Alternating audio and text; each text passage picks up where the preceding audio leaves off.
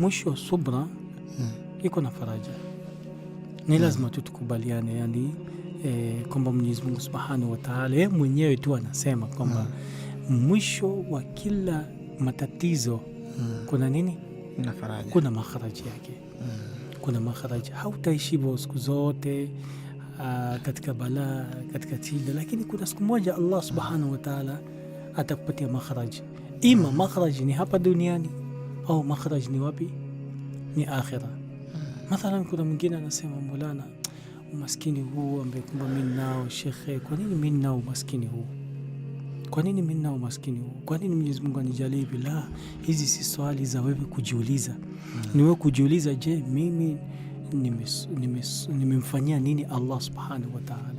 Je, mimi nimemrudia vipi Allah Subhanahu wa Ta'ala? Je, katika hii tatizo ambayo kwamba mimi niko yani je, ninamshukuru Allah Subhanahu wa Ta'ala? Sio ni mwenye kumshukuru.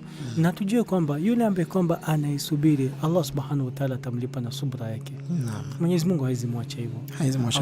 Allah Subhanahu, nafikiri kuna ile baadhi ya moja wa shekhe wetu kwamba yule ambaye kwamba atakayepitia hizi balaa atapata iwadh. Mwenyezi Mungu Subhanahu wa Ta'ala atampatia iwadh. Amefanyikiwa kitu fulani, amepitia machungu fulani, mja wangu umepitia machungu fulani, mimi nitakuwa ni mwenye kukulipa na vitu kama hivyo. Naam.